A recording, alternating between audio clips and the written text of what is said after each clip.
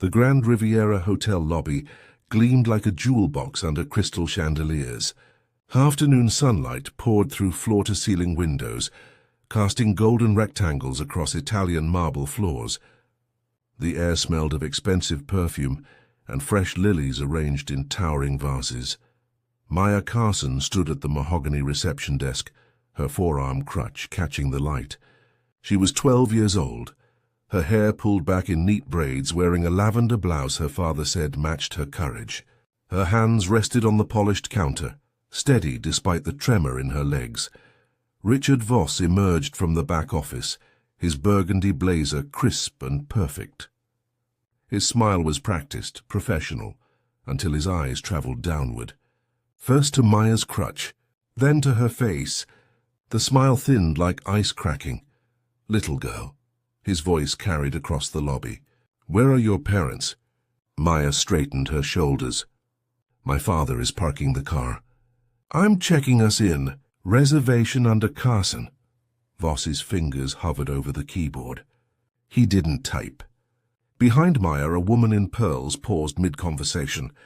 A businessman with a leather briefcase slowed his stride toward the elevators. "Sweetheart." Voss leaned forward, voice dropping to a confidential whisper. "This hotel has standards. Are you sure you're in the right place?" The words landed with surgical precision. Maya's grip tightened on her crutch. The chandelier above her seemed to dim, its light refracting into 1,000 cutting shards. Voss straightened, adjusting his cufflinks. His eyes swept the lobby, cataloguing witnesses, measuring reactions. When he looked back at Maya, his smile had vanished entirely. Perhaps your family would be more comfortable elsewhere. That morning had started with sunlight and laughter. Marcus Carson stood in their kitchen, knotting his cobalt blue tie while Maya buttered toast at the counter. Their apartment overlooked the city's historic district, a modest 2-bedroom filled with books, framed photographs, and Maya's debate team trophies. "Today's the day." "Maya Bear." Marcus grinned, using her childhood nickname. "Our celebration weekend. Just you and me." Marcus was 42, with graying temples and eyes that crinkled when he smiled. He'd been a civil rights attorney for 15 years before running for mayor. His campaign slogan, "Dignity for every citizen," had resonated with voters tired of empty promises. Next week, he'd be inaugurated as the city's first black mayor in 3 decades. Maya had been born with cerebral palsy, her left side weaker than her right. She'd used crutches since age 7. The world had spent 12 years underestimating her. Teachers who spoke slowly, assuming comprehension issues, classmates who excluded her from games, strangers whose eyes slid away with pity or discomfort. But Marcus had raised her differently. After Maya's mother died when she was 3, he'd become both parents. He'd taught her to debate, to question, to never accept less than. She was top of her class, captain of the debate team, and fiercer than anyone twice her size. "Why the Grand Riviera?" Maya had asked, crunching toast. "It's expensive." Marcus's expression grew serious. "Because places like that, they're supposed to be for everyone. Not just people who look a certain way or move a certain way. We belong there as much as anyone." He'd kissed the top of her head. "You belong everywhere you choose to be. Remember that." Maya had smiled, believing him completely. The Grand Riviera represented more than luxury. It symbolized access, equality, the promise of his campaign made tangible. A place where no one would make her feel invisible. She'd been wrong. Back in the lobby, Voss's fingers finally moved across the keyboard. He frowned at the screen, though Maya could see he'd barely glanced at it. His performance was calculated, theatrical. "There's no reservation here." His voice carried, deliberately loud. "Are you certain you have the right hotel?" Maya pulled out her phone with trembling hands. She navigated to her email, turned the screen toward him. The confirmation glowed in blue and white. Reservation number, dates, room type, Carson party of 2. Voss glanced at it for less than a second. "Digital confirmations can be unreliable," the woman in pearls whispered to her husband. The businessman set down his briefcase, openly watching now. A family with 2 blonde children paused near the elevator bank. Maya's voice stayed level, though her heart hammered against her ribs. "The reservation is valid.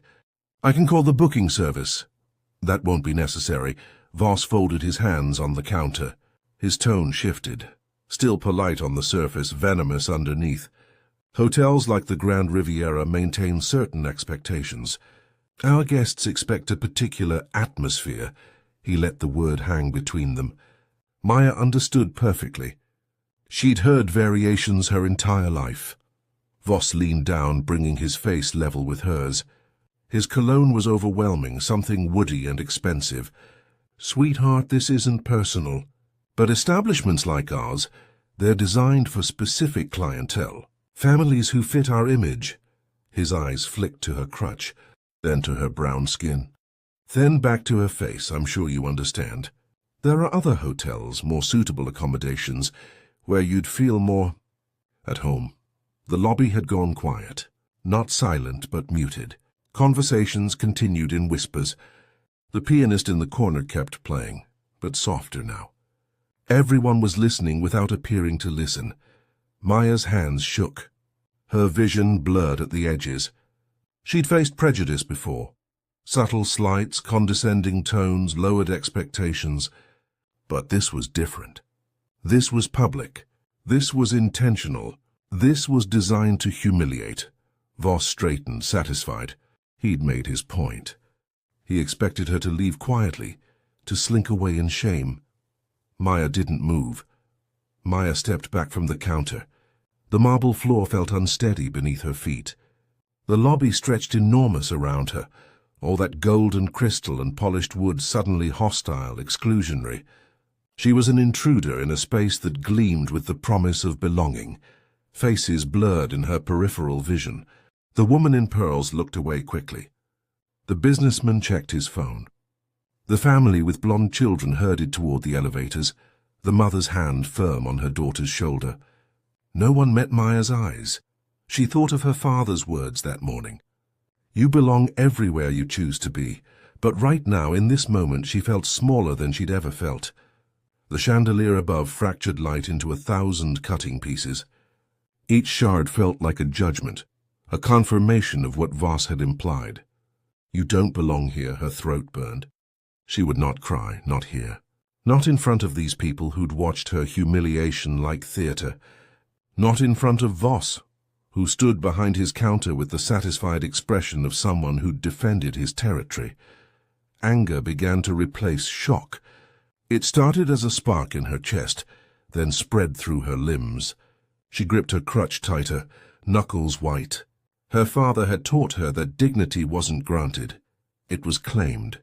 It couldn't be given or taken away unless she allowed it. Maya walked to a velvet chair near the entrance and sat down.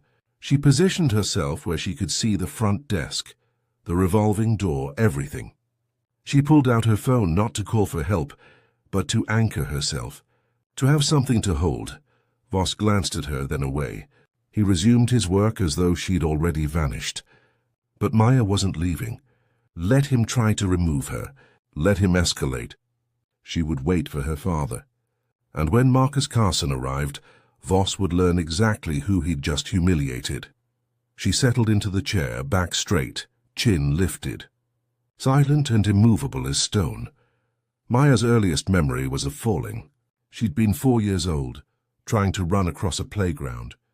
Her left leg buckled. Other children laughed. She'd looked for her father through tears.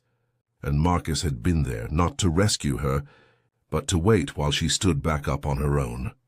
"No one gets to define your limits, Maya Bear," he'd said afterward, kneeling to her height. "Not doctors, not teachers, not kids who don't know better. You decide who you are." Growing up had been a series of battles. Teachers who spoke to Marcus instead of her during conferences, as though cerebral palsy affected her hearing or intelligence. Classmates who picked teams and forgot her name. Adults who stared with pity that felt worse than cruelty. But Marcus never let her shrink. A single father after her mother's car accident. He'd poured everything into raising Maya with unshakable principles. He'd been a civil rights attorney, taking cases other lawyers avoided. Discrimination suits, housing violations, employment bias. He'd taught her that justice wasn't abstract. It was personal, specific, earned through refusal to accept injustice as inevitable. "The world will try to make you invisible," he'd told her when she was 9, after a restaurant hostess had asked if she needed a special accommodation table, in a tone dripping with condescension. "Your job is to take up space anyway, to exist loudly, to refuse to disappear." When Marcus announced his mayoral campaign, critics dismissed him. Too idealistic, too focused on fringe issues. One opponent had mocked his platform during a debate. "Dignity for every citizen? That's not policy, that's a greeting card." Marcus had responded with quiet intensity. "Dignity is policy when people are denied it daily. When children are told they don't belong. When families are turned away. When citizens are made to feel less than human. That's not abstract, that's real. And if that's not worth fighting for, nothing is." He'd won by 12 points. The city had chosen hope over cynicism, principle over compromise. And Maya had been so proud she'd cried during his victory speech. Now sitting in the Grand Riviera lobby, she understood why this mattered so much to him. This hotel, with its chandeliers and marble and exclusivity, represented everything his campaign challenged. A world where access depended on appearance, where belonging was granted selectively, where people like Maya were made to feel they'd wandered into the wrong neighborhood. Marcus had chosen this hotel deliberately, not despite what it represented, but because of it. He'd wanted to prove that the promises of his campaign weren't hollow. That change started with small specific acts of claiming space. Maya checked her phone. 12 minutes since her father had dropped her off. He'd texted "parking nightmare." "Be there in 5, she smiled grimly. Voss had no idea what was about to walk through that revolving door. He'd profiled a 12-year-old girl with a crutch and brown skin. He'd made assumptions based on prejudice so ingrained he probably didn't even recognize it as prejudice. He'd felt righteous defending his hotel's standards. What he didn't know, Maya's father was about to become the most powerful person in the city. And Richard Voss had just humiliated his daughter in public. The revolving door spun. Maya looked up. Not yet. Just another guest. She waited. From her chair, Maya studied Voss with new focus. He wasn't just dismissive, he was anxious. His eyes kept darting to the revolving door, then to his phone screen. He checked his watch twice in 30 seconds. He smoothed his blazer, adjusted papers that didn't need adjusting. A younger clerk approached him, a woman in her 20s with a name tag reading Jessica. She spoke quietly, but Maya's hearing was sharp.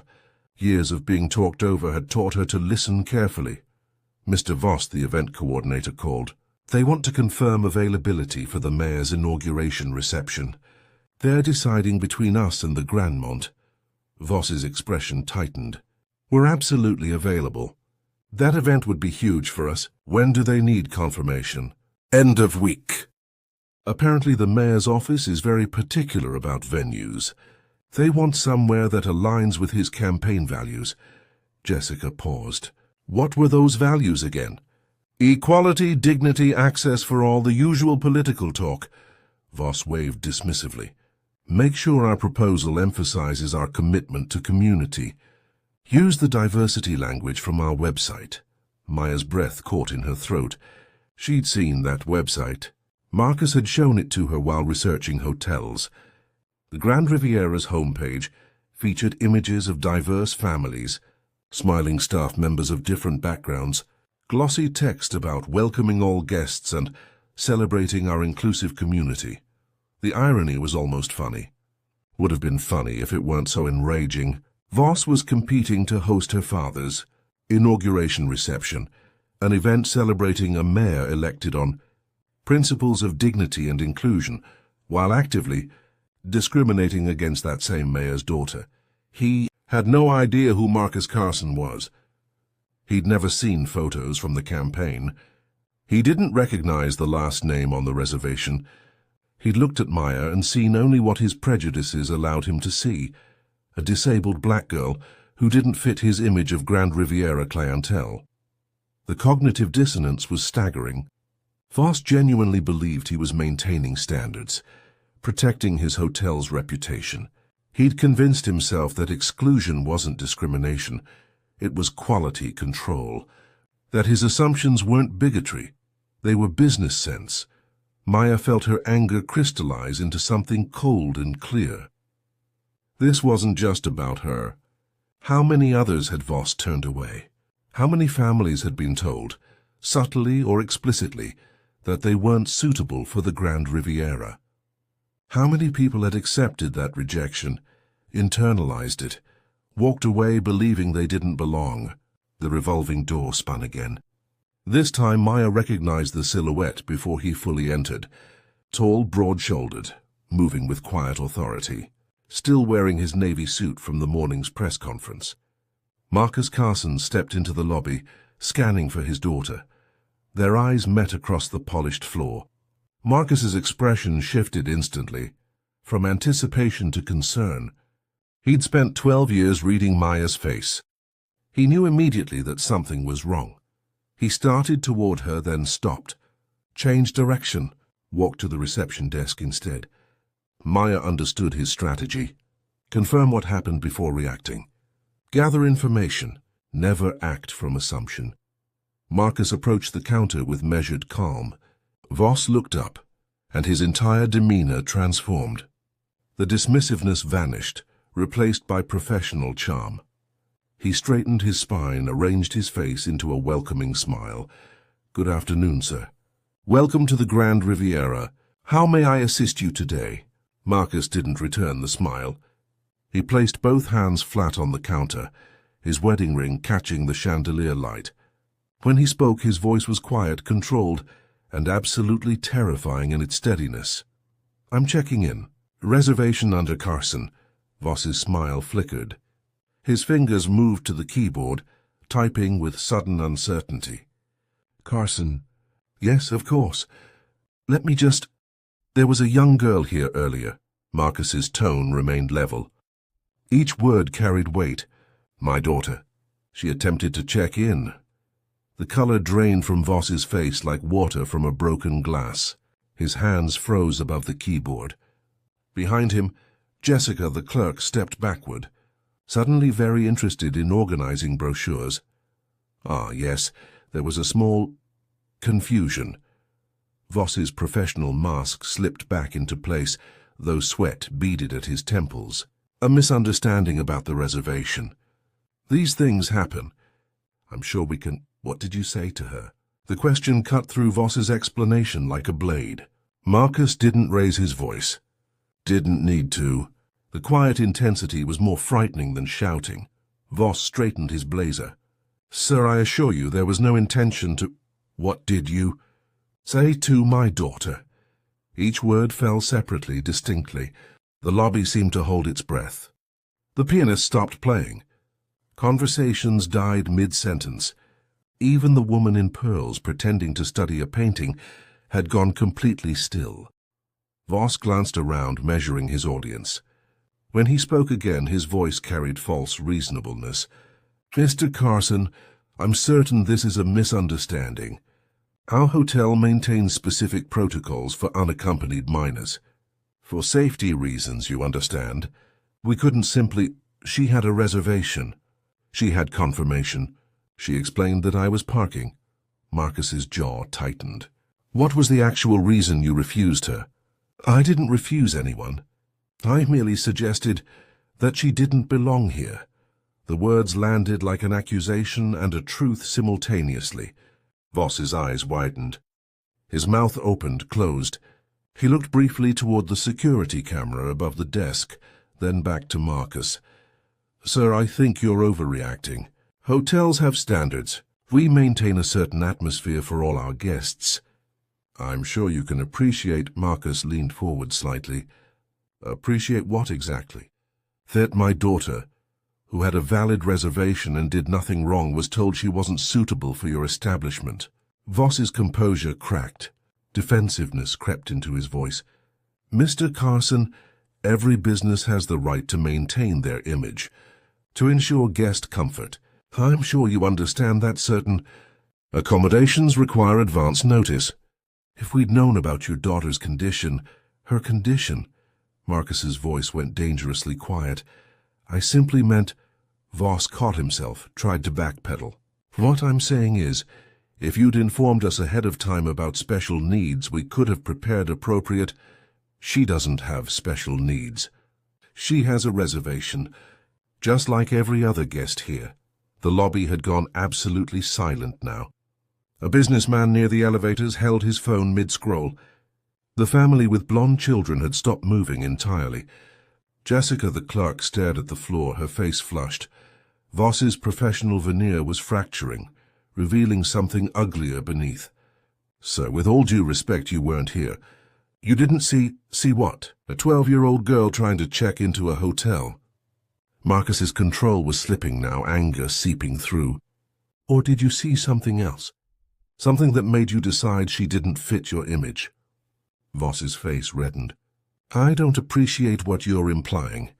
I'm not implying anything. I'm stating it clearly. Marcus pulled out his phone. I'm going to make a call now. And you should know something before I do. He dialed, eyes never leaving Voss's face. Yes, this is Marcus Carson. I need you to send a team to the Grand Riviera Hotel immediately. He rattled off the address. Discrimination complaint. Possible ADA violation. I want documentation of everything. Voss's face went from red to white. Sir, that's completely unnecessary. I'm sure we can resolve. Marcus held up one hand, still on the phone. Yes, that's correct. My daughter, she's 12. Cerebral palsy. Manager refused service. He paused, listening. No, I'm handling it. Just need the official record. He ended the call. Turned back to Voss. The manager's hands trembled slightly as they gripped the counter. Mr. Carson, please, let's discuss this reasonably. There's no need for lawyers or... I am a lawyer, Marcus said quietly. I spent 15 years taking cases exactly like this. Hotels, restaurants, businesses that decided certain people didn't belong. People who convinced themselves their prejudice was just maintaining standards. Voss's eyes widened with dawning recognition. Wait, Marcus Carson, the attorney who... He stopped, swallowed hard. You're the mayor-elect. The words fell into the silence like stones into water. Ripples spread across the lobby. The businessman near the elevator straightened. Jessica the clerk looked up sharply. The woman in pearls turned fully around now, no longer pretending disinterest. Marcus's expression didn't change. Yes, I'm the mayor-elect. Does that change how you feel about refusing service to my daughter? Voss's mouth opened and closed soundlessly. His brain was clearly racing, recalculating, searching for an escape route that didn't exist. I had no idea who... Would it have mattered? Marcus's voice cut through the stammering. If my daughter had been anyone else, some other 12-year-old you decided didn't meet your standards, would it have been acceptable then? No, of course not. I never... Voss's hands gestured frantically. This is a misunderstanding. A communication issue. If I'd known she was your daughter, then you would have treated her like a human being. Marcus leaned closer, voice dropping to something barely above a whisper. Do you hear yourself? Do you understand what you're actually saying? The lobby was frozen. Not a single person moved. The moment stretched taut as a wire about to snap. Voss tried once more, voice desperate now. Mr. Mayor-elect, I apologize if there was any confusion. We would be honored to host you and your daughter. Please, allow me to upgrade you to our presidential suite. Complimentary, of course. And if you're still considering venues for your inauguration. Marcus stepped back from the counter, as though Voss's words were physically repellent. You think this is about accommodation upgrades? About business opportunities? I'm simply trying to make amends. You can't. The finality in Marcus's voice was absolute. There's no suite nice enough, no discount generous enough to undo what you did to my child. You didn't just refuse her service. You humiliated her in public. You looked at a 12-year-old girl and decided she was less than, and now you're trying to bribe your way out of consequences. Voss's face crumpled. Please, I have a family. I've worked here for 20 years. If I lose this job, then perhaps you should have thought about that before you decided who deserves dignity and who doesn't. Marcus pulled out his phone again. It buzzed in his hand, a text from his chief of staff. He glanced at the screen, then back at Voss. His expression shifted into something harder, colder. My team will be here in 8 minutes. They're bringing a human rights attorney and a representative from the ADA compliance office. He pocketed his phone.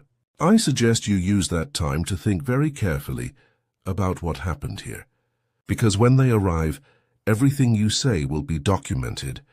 Every word, every excuse. Voss was trembling now, his burgundy blazer suddenly too tight.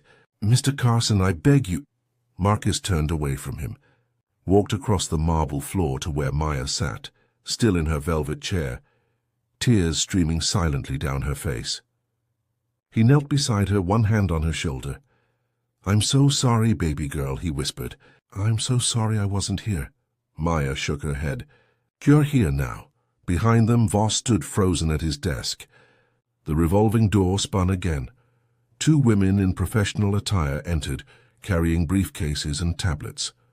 They scanned the lobby, spotted Marcus, and headed directly toward him. The first woman extended her hand. Mr. Carson, we came as quickly as we could. Attorney Chen, Human Rights Commission. This is Inspector Rodriguez from ADA Compliance. Marcus stood, shaking both their hands. Thank you for coming. My daughter Maya, she's the one who was refused service. Attorney Chen knelt to Maya's level, her expression gentle but professional. Maya, I'm here to help. Would you be willing to tell me exactly what happened? Maya looked at her father. Marcus nodded. She took a deep breath and began to speak. Across the lobby, Voss watched his world collapse. He'd humiliated the daughter of the city's next mayor. He'd violated discrimination laws. He'd done it all in public with witnesses.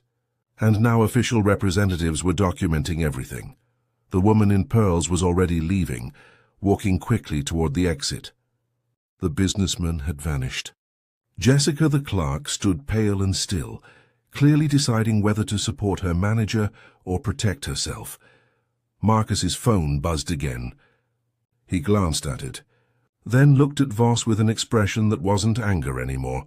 It was something colder, disappointment, finality. Your hotel was being considered for my inauguration reception, Marcus said quietly. We're announcing the venue tomorrow. I think you know what my answer will be now. Voss made a sound, something between a gasp and a sob. Everything he'd worked for, the prestige, the reputation, the potential business from hosting a mayoral inauguration, all of it evaporating in real time.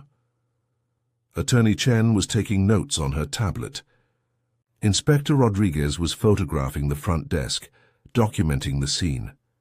Maya was describing in her clear, precise voice every word Voss had said, every glance, every implication. The revolving door spun once more. A man in an expensive grey suit strode in, silver-haired, commanding. He took one look at the scene, at Voss's stricken face, and his expression hardened.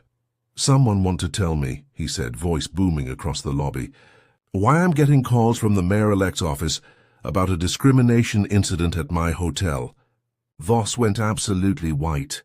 Mr. Ashford, sir, I can explain. I'm sure you can. Gregory Ashford, owner of the Grand Riviera, walked directly to Marcus. Mr. Carson, I'm Gregory Ashford. I own this establishment, and I need to know immediately what happened here. 30 minutes later, Maya sat in a quiet corner of the hotel's private conference room. Her father was outside, speaking with attorneys and hotel ownership.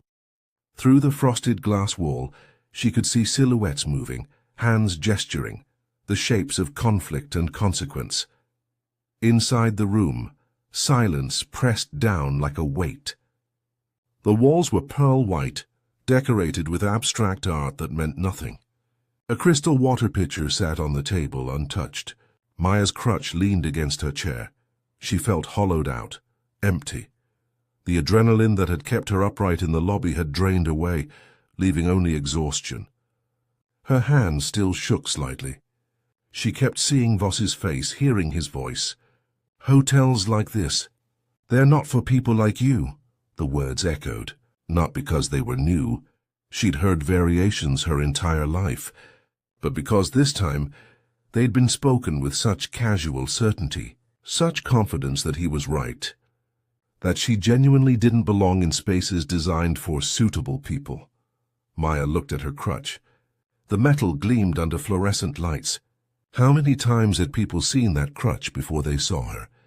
How many times had their eyes traveled down, catalogued her disability, and made instant judgments about her worth, her capabilities, her right to occupy space? She thought of her debate team trophy, sitting on her desk at home. First place regional championships. She'd argued circles around competitors twice her age. But Voss hadn't seen that. He'd never know that. He'd seen only what he'd decided to see. Her father's words from that morning felt distant now. "You belong everywhere you choose to be."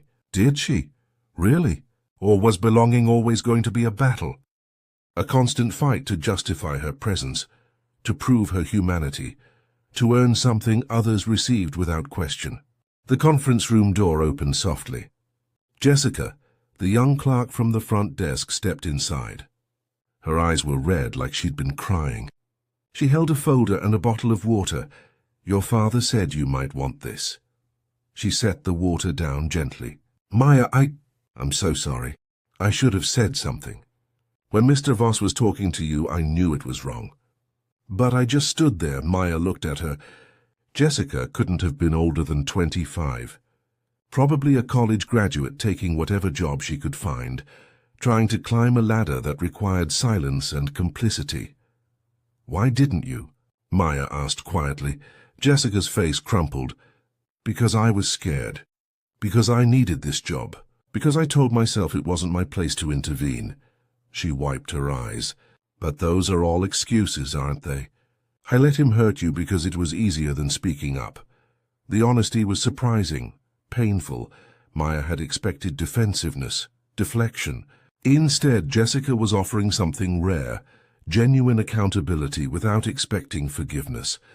"Mr. Voss was fired," Jessica said softly. "Mr. Ashford terminated him 20 minutes ago, and I handed in my resignation. I can't work somewhere." I stayed silent. Maya blinked. "You quit?" "I should have quit the first time I saw him treat someone like they didn't matter." Jessica set the folder on the table. "This has copies of the incident report, the witness statements, everything your father's attorneys requested. I gave them full testimony. What Mr. Voss said, how he said it, the way he looked at you." She paused at the door.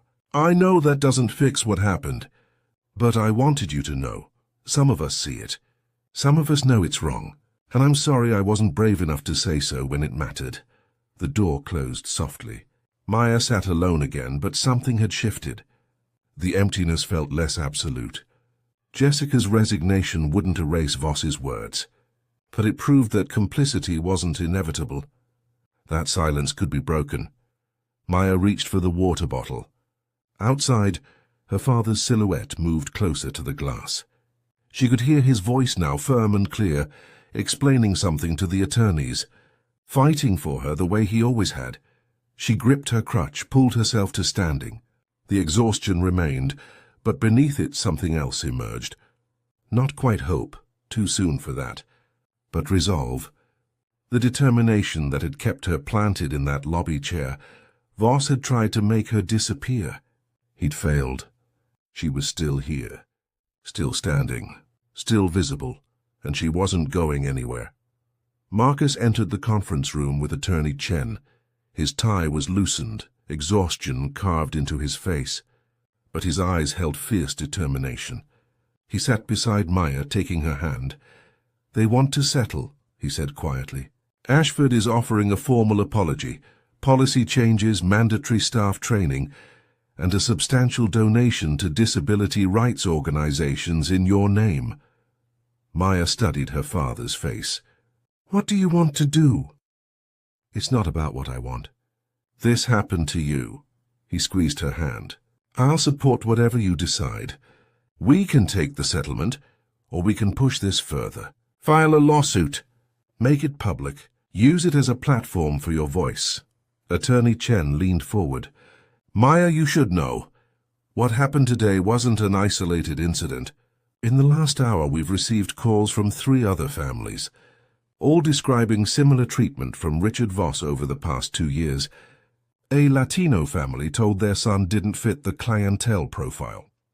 An elderly couple using wheelchairs told the hotel couldn't accommodate their needs, despite having accessibility features. Another black family questioned extensively about their ability to pay, despite having a prepaid reservation. Maya's breath caught. He did this to other people? For years, apparently. Quietly, carefully. Always with plausible deniability. Concerns about protocols. Misunderstandings about reservations. Never explicit enough to trigger complaints. Until today, Marcus's jaw tightened. He got careless. He thought a 12-year-old girl wouldn't fight back. Wouldn't have someone to advocate for her. But those other families, Maya said slowly, the ones who came before me, they didn't have a mayor-elect father. They didn't have lawyers and human rights officials showing up in minutes. What happened to them? The question hung in the air. Attorney Chen's expression grew grave. Most likely, they left quietly, maybe filed internal complaints that went nowhere, told themselves it wasn't worth fighting, internalized the rejection. Maya thought of the emptiness she'd felt in the conference room, the moment she'd questioned whether she truly belonged anywhere. How easy it would have been to leave, to accept Voss's judgment, to make herself smaller to fit his expectations. Those families couldn't fight back, she said quietly, because they didn't have resources. They didn't have power. They didn't have proof. Marcus nodded slowly. That's exactly how systemic discrimination works. It targets people who can't afford to fight, who don't have platforms or connections, who've been taught that speaking up will only make things worse. Maya looked at the folder Jessica had left, at the official documentation inside, at the power her father's position gave them. She thought of her debate trophy again, not with doubt this time, but with clarity. I want to make it public, she said firmly, not for revenge, but because those other families deserve to know they weren't wrong, that it wasn't their fault, that someone saw what happened and believed them. Attorney Chen smiled slightly. That's a very mature perspective. My dad taught me that privilege is only meaningful if you use it to help people without it. Maya straightened her shoulders.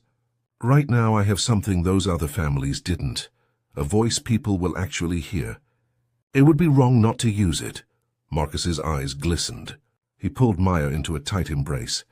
I'm so proud of you. There's more, Attorney Chen said. Inspector Rodriguez found something during his review. The Grand Riviera applied for a city contract last month.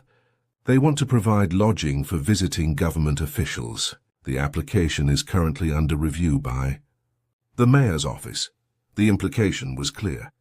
Once Marcus took office, he'd have direct authority over approving or denying that contract. Ashford knew this. That's why the settlement offer had come so quickly, with so many concessions. They're trying to buy our silence, Maya said. Essentially, yes. Attorney Chen pulled out her tablet. But here's what I'm proposing instead. We accept the settlement, the policy changes, the training, the donation, but we add transparency requirements, public reporting on diversity metrics, regular third-party audits, anonymous complaint channels with outside oversight, and we insist that all previous complainants be contacted, offered apologies, and given opportunity for their own settlements. She looked at Maya directly. We turn this into a blueprint, not just for the Grand Riviera, but for every hotel, restaurant, and business in the city. Your father's about to take office with a mandate for change. This becomes the first example of what that change looks like. Marcus was already nodding. Use this incident as leverage for systemic reform. Make it bigger than just one manager, one hotel. Exactly. Maya's courage today becomes the catalyst. But we center the voices of everyone who was harmed. Not just the mayor's daughter. Maya thought about it. About justice versus revenge. About visibility versus ego. About using power responsibly versus wielding it selfishly. Her father had spent his career teaching her these distinctions. Now she had the chance to demonstrate she understood. "I want one more thing," she said. "I want to speak, publicly at a press conference, not hiding behind lawyers or statements. Me telling my story in my own words." Attorney Chen's eyebrows rose. "Maya, you're 12. We can protect you from media exposure. You don't have to." "I know I don't have to. I want to." Maya's voice was steady now, all exhaustion burned away by purpose. "Because I'm not ashamed. I didn't do anything wrong, and I don't want any other kid, in any other situation, to think they should stay quiet when someone tries to make them feel less than human." Marcus looked at her with something beyond pride, something like awe. His daughter, who'd been humiliated hours ago, was already thinking about how to transform pain into purpose, how to use her platform to amplify others' voices, how to ensure that her privilege created pathways for people without it. "Okay," he said softly. "We'll do it your way. Press conference tomorrow. You tell your story. We announce the settlement terms and the policy reforms. And we make it clear this is just the beginning." Attorney Chen stood. "I'll draft the statement framework. Maya, you should know this will be hard. Reporters will ask difficult questions. You'll have to relive what happened. Are you sure you're ready for that?" Maya gripped her crutch, pulled herself to standing. She thought of Voss's face, of Jessica's resignation, of the families who'd suffered in silence, of her father's campaign promise, dignity for every citizen. "I'm ready," she said. "Let's make sure no one else has to go through what I did. Not here. Not anywhere." The press conference room at City Hall was packed. Reporters jostled for position, cameras clicking like mechanical insects. Maya sat at a long table between her father and Attorney Chen. She wore a ruby-red dress her father said made her look powerful. Her crutch leaned against her chair, visible to every camera. Marcus spoke first, outlining the incident without dramatics. Just facts. Date, time, location. His daughter's attempt to check in. The manager's refusal. The reasons given. The humiliation inflicted. His voice never wavered, but Maya felt the suppressed fury beneath each word. Then it was her turn. Attorney Chen had helped her prepare, but insisted Maya use her own words. No scripts, no corporate polish, just truth. Maya leaned toward the microphone. Cameras flashed. "My name is Maya Carson. I'm 12 years old. Yesterday, a hotel manager looked at me and decided I didn't belong." The room went silent. Every reporter stopped typing, stopped moving, just listening. He didn't say it directly at first. He talked about standards and suitable accommodations and appropriate clientele, but what he meant was clear. He saw my crutch. He saw my skin. And he decided I wasn't the kind of person who belonged at his hotel. Maya's hands were steady now. She'd been terrified this morning, practicing in the mirror. But sitting here with lights and cameras and dozens of eyes watching, she felt something unexpected.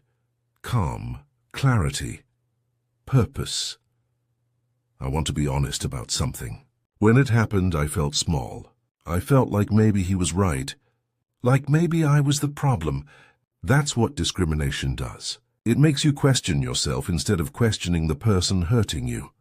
A reporter in the front row had tears in her eyes. Maya saw her clearly, a black woman, maybe 30, writing rapidly in her notebook. But then I remembered what my dad taught me. That belonging isn't something other people grant you. It's something you claim, and that dignity isn't negotiable. She paused, gathering her next words carefully. Mr. Voss was fired. That feels like justice. But here's what I learned in the last 24 hours. I'm not the first person he did this to. Other families, other children. People who didn't have a lawyer father or city officials willing to help them. They suffered the same treatment. And they couldn't fight back. Marcus squeezed her hand under the table, encouraging, supporting, but this was her moment. Her words. That's what systemic discrimination looks like. It doesn't happen to everyone equally. It targets people who can't afford to fight, who don't have power or platforms, who've been told their whole lives to stay quiet and accept less. Maya looked directly into the nearest camera. I'm standing here today because I'm privileged. Not just because my dad is about to become mayor, but because I was taught I deserve to take up space, that my voice matters, that I don't have to accept being treated as less than human. She pulled papers from the folder in front of her. These are the names of 3 other families who experienced discrimination at the Grand Riviera. I'm sharing them with permission. The Rodriguez family, the Johnsons, the Patels. They're here today because their stories matter as much as mine. The camera panned to the back of the room, where 3 families sat. A young Latino boy with his parents, an elderly black couple, a South Asian family with 2 children. They stood slowly, visible to everyone. Mr. Ashford, the hotel owner, has agreed to contact all previous complainants, to offer formal apologies, to implement policy changes and staff training, to donate to disability rights organizations, to submit to regular third-party audits. Maya's voice strengthened. But more importantly, my father's administration will use this as a blueprint. Hotels, restaurants, businesses across the city will be required to implement similar transparency measures. A reporter called out, "Maya, what do you want people to learn from this?" Maya didn't hesitate. That silence protects the people doing harm, not the people being harmed. That if you see discrimination happening and you say nothing, you're choosing a side. And that sometimes the most powerful thing you can do is refuse to disappear quietly. Another voice. "Are you angry at Mr. Voss?" Maya considered this. "I'm angry at what he did, but I'm more sad that he convinced himself it was okay. That he looked at children and decided some deserved dignity and others didn't. I hope he learns from this. I hope he becomes someone who sees people as humans first, not categories or inconveniences. What about the people who stood by and watched?" This question came from the black reporter in the front. Maya met her eyes directly. "I'm grateful for the person who quit, rather than continue being complicit." That took courage. As for the others, she paused. "I think most people aren't actively cruel. They're just passive. They tell themselves it's not their business, it's not their fight. But passivity enables cruelty. Silence protects abusers." Marcus spoke then, his voice firm. "Which is why our administration's first initiative will be a city-wide anti-discrimination task force. Anonymous reporting channels. Mandatory training for all businesses operating under city contracts. Regular audits. And serious consequences for violations." Attorney Chen added, "We're also establishing a legal defense fund for families who experience discrimination but lack resources to fight. No one should have to suffer in silence because they can't afford justice." The questions continued. Maya answered each one honestly, without deflection or bitterness. She described Voss's exact words, the feeling of being evaluated and found lacking. The moment she decided to stay rather than leave. Her father's arrival. The consequences that followed. Near the end, a younger reporter asked, "Maya, do you think this will change anything? Really change anything?" Maya thought of the conference room yesterday. The emptiness, the doubt, the moment she'd questioned whether she belonged anywhere. Then she thought of Jessica's resignation, of the 3 families standing in the back, of her father's hand squeezing hers under the table. "I think change happens in moments," she said slowly. "Small specific moments when someone decides they won't accept injustice. When someone speaks up instead of staying silent. When someone uses their privilege to create pathways for others." She gestured to the families behind her. "This is one moment. One hotel, one city. But moments add up, and I'd rather be part of the change than part of the silence." The room erupted in questions, but Marcus raised a hand. That's all for today. Thank you. As they stood to leave, the black reporter from the front row approached. Maya, I just wanted to say, 20 years ago I was kicked out of a restaurant for not meeting dress code. I was wearing the same outfit as white girls who were served without question. I never told anyone. I just internalized it. Thought maybe I'd done something wrong. Her voice cracked.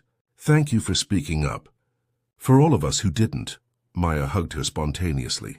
The woman held her tight, and Maya felt the weight of shared experience, of inherited trauma, of collective healing that happens when someone finally names the wound.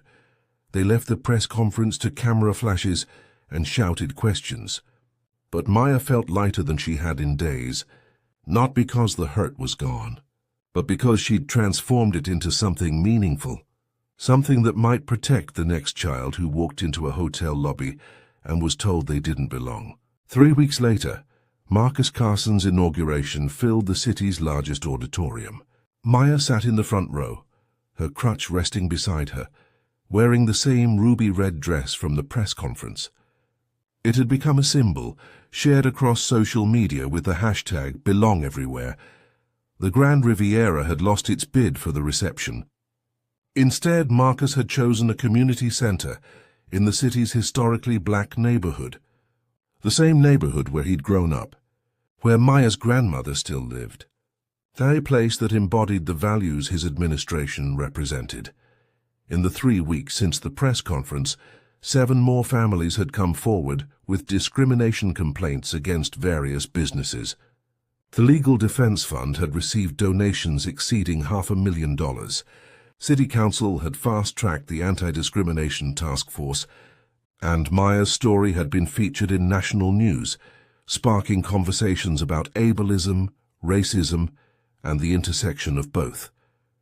But the moment Maya treasured most had come 2 days ago. A letter arrived at their apartment, handwritten on plain paper. "To return address, Dear Maya, my name is Sophia, I'm 14. I use a wheelchair. Last year, a movie theater manager told me I was a fire hazard and refused to let me sit with my friends. I left without fighting. I cried in the parking lot and never told anyone.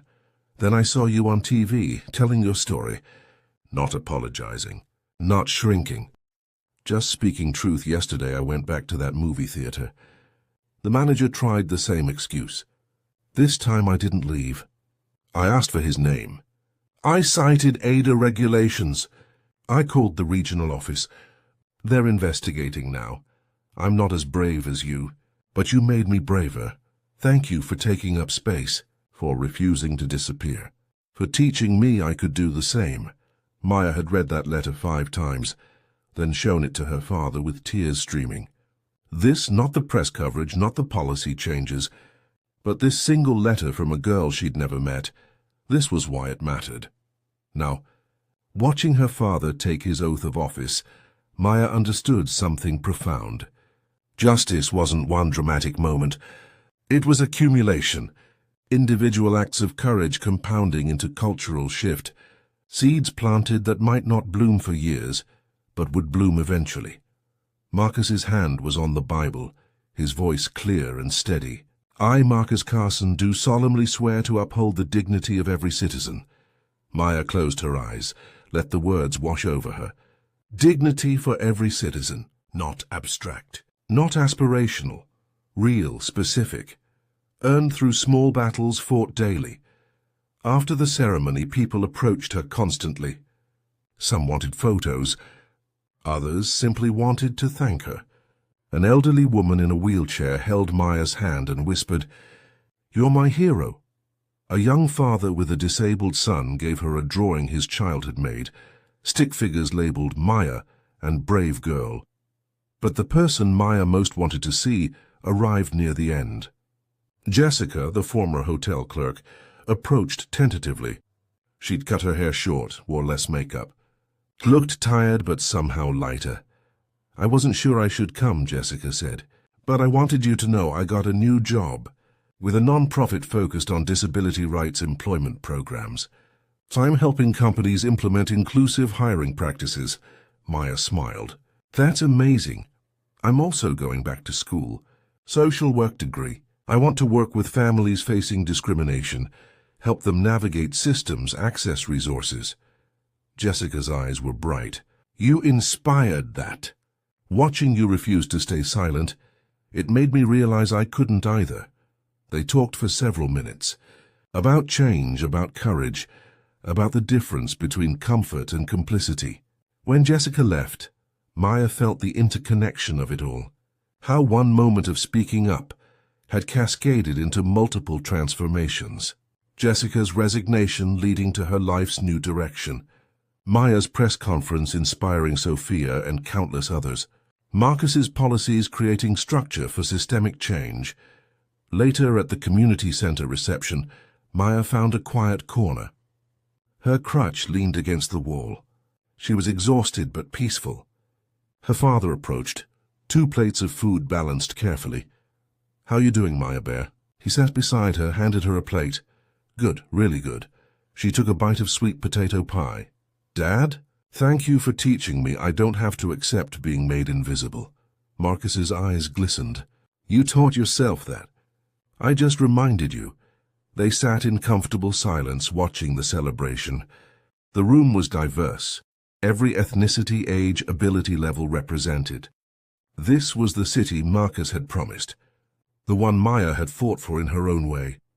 A young boy approached, maybe 7 years old, using leg braces. His mother guided him gently. He held out a piece of paper to Maya, crayon drawing of a girl with a crutch wearing red surrounded by hearts. "I saw you on TV," he said shyly. "My mom says you're a hero because you didn't let the mean man make you sad."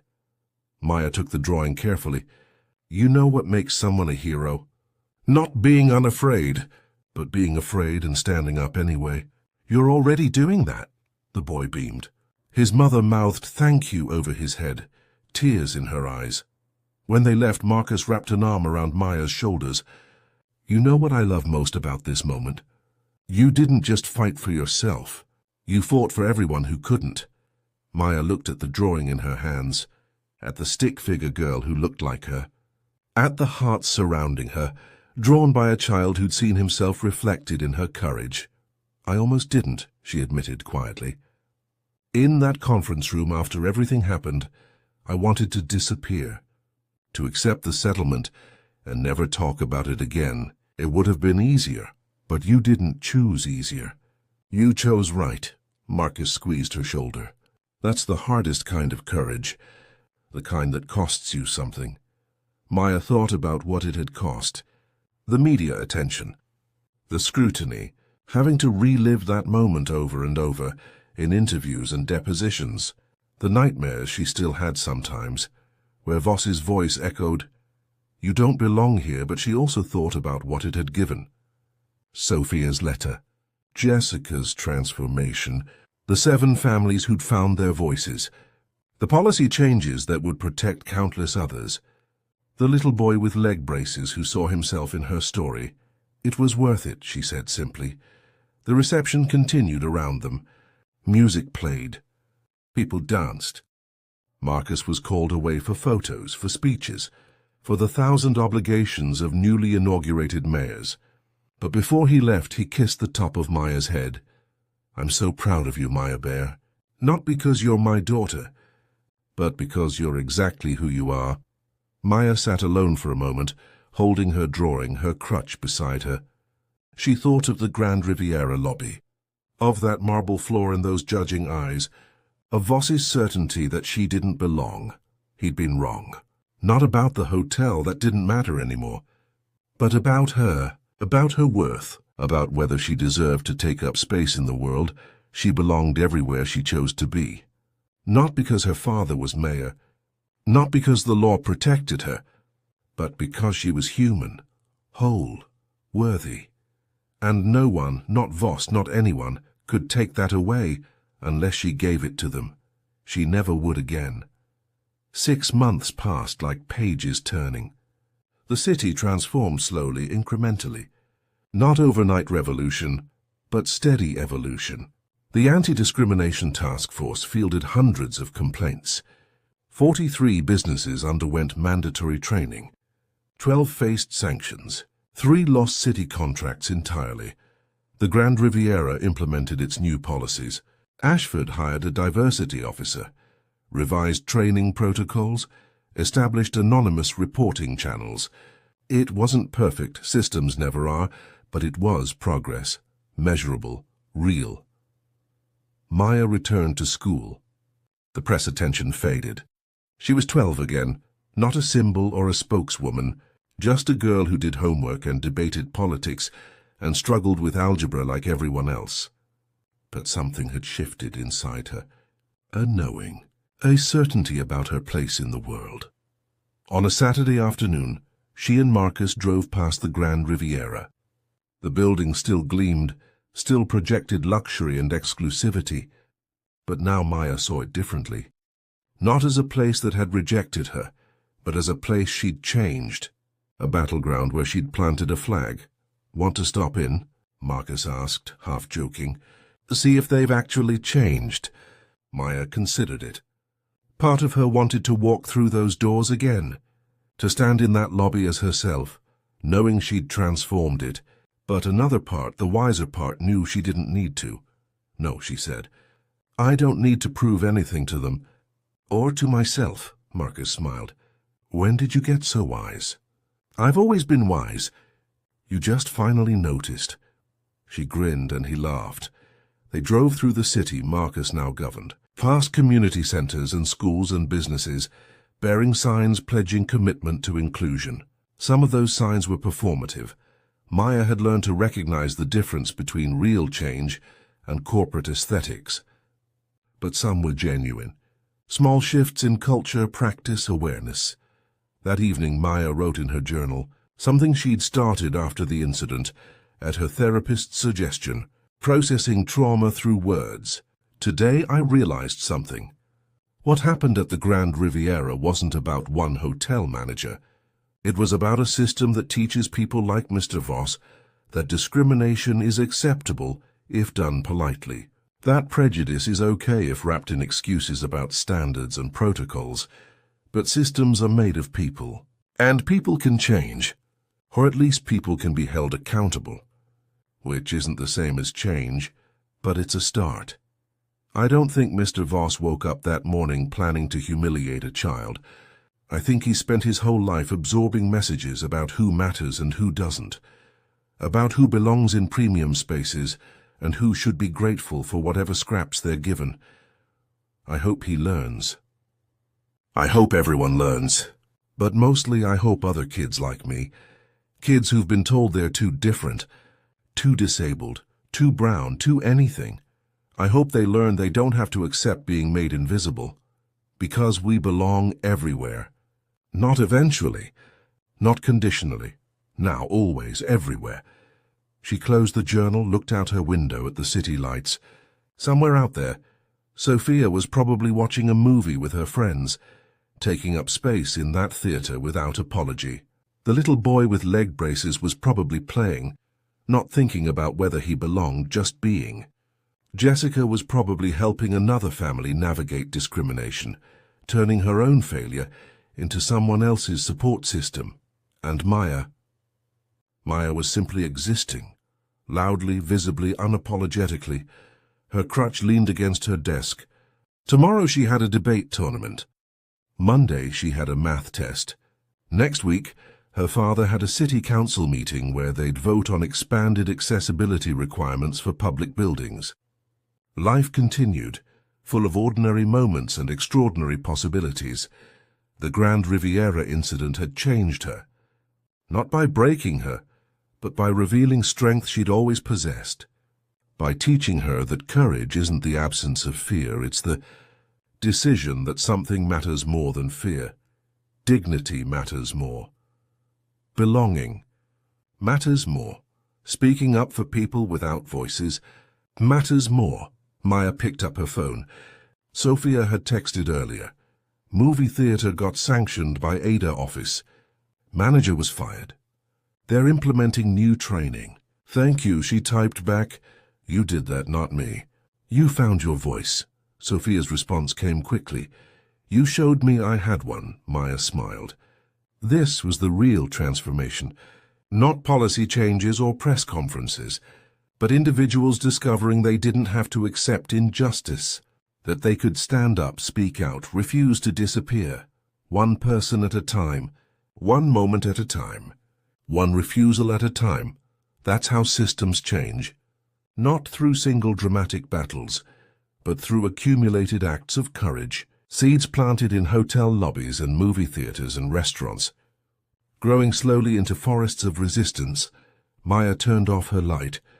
In the darkness, she thought of that lobby one last time. Not with pain now, but with something like gratitude. That moment had been awful, humiliating, unjust, but it had also been transformative. It had taught her that she was stronger than she'd known, that her voice mattered, that refusing to accept injustice, even when it would be easier to stay silent, was always worth the cost.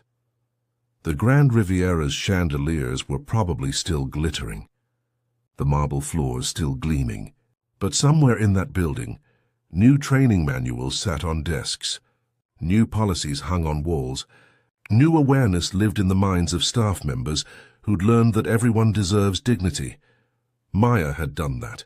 A 12-year-old girl with a crutch and a voice she'd refused to silence. She closed her eyes, finally at peace with what had happened, not because it was okay, it never would be, but because she'd transformed pain into purpose, trauma into teaching, a moment of discrimination into a movement toward justice. You belong everywhere you choose to be.